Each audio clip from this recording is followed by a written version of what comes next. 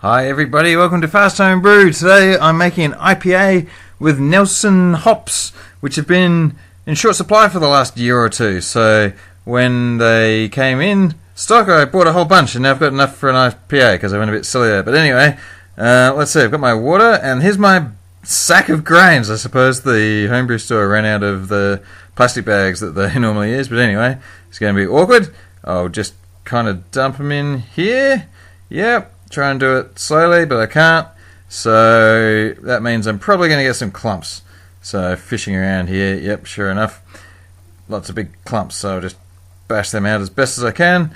Now I think I've got 94% base malt and 6% crystal. It might be less. It might be 96 and 4. I guess I'll... Oh no! Look at this. I dropped my thermometer on the ground. And there it is, and it looks kind of interesting to Max. And he grabs it. So, quick, chase the dog, come back here, give me my thermometer. He's dropped it. Good, I've got it. And in all the excitement with it being in Max's mouth and on the ground, I forgot to clean it, and I just took it straight back in the stuff. So this is going to be Nelson Sauvin Doberman IPA. Now, oh well, whatever. It gets boiled, so there's no problems. Hopefully. Anyway, in the thing, and actually I'm going back to it this time after 15 minutes because of the clumps we saw earlier. I thought it might be a good idea to stir it around again 15 minutes into the mash. That's supposed to help with efficiency. So lid goes back on. So this goes in for 45 minutes. And did I mention how hot it is today? It's like 40 degrees. So I'm going inside to watch the cricket while that happens. Pakistan and Australia. Australia's just trying to get them out. Max thinks it's hot too. He's just lounging around on the ground there. Yeah. Too hot to do anything, really. Except for Jonah, he's jumping around. He doesn't think it's too hot at all. He's going, wee, look at me, bouncy, bouncy, bouncy. This is Jolly Jumper. His aunties and uncles gave him that for Christmas, and he's having a good time. Good boy, Jonah. Okay, that's an hour, and I've lost absolutely no temperature at all because it's so blooming hot outside. So get the grains out of the pot, and, temperature on, and squeeze the grains out, so that I get all the goodness. There's more than usual this time. I'm aiming for an original gravity of around 6 or something. So there's like an extra whole kilo of grains. So it was heavier than usual and a bit more. Okay, must be up to the boil. So 20 grams of hops going into the bittering edition. So I'll just throw them in there and I'll start my timer for 1 hour. And that's good. So what am I going to do in this hour? Looks like I'm grabbing a table and I've got a...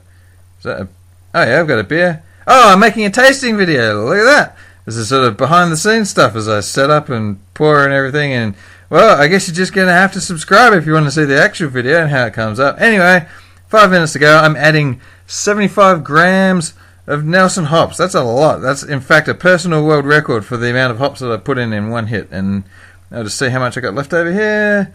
Another 75 grams. So that'll all be my dry hop. I'm also adding a litre and a half of water at this stage, which is, well, you see why in a minute. In the meantime, the timer's done, so the hops come out. There they go, and give it a whirlpool. So whirl that around, and wait for that to settle down. And there it is, all settled. So pouring out this first litre and a half, and what I'm going to do is make a starter out of that, because it's a bit more than usual and a bit higher gravity, it's a good idea to do a starter. So I'll just put some of my 300 meters of Glad wrap over the top of that, stick a thermometer in it. Okay, business time. It's draining into the cube. Check the color of that. Looks colorful. Color's not really a thing on this one.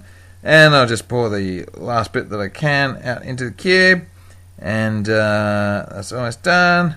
Okay, now what I'll do is carry the cube over to the wall for squeezing the air out, put it down very gently, and splash! Look at that! It's hot! It splashed up and it got me and I've scalded myself and ow!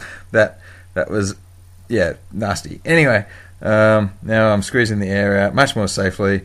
Yeah, didn't pay attention to my safety video, did I? Anyway, that's all good, so that'll cool down overnight. Now, try and get this litre and a half cooled down to sort of yeast temperature.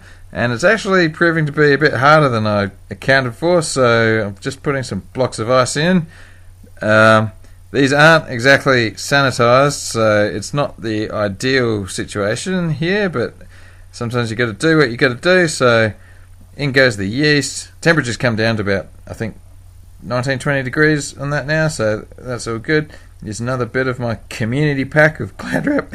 And yeah, we're done. Cool. So the yeast goes in that thing tomorrow when it's all cooled down, and that's how I make an IPA, I guess. Yeah, go yeast, go!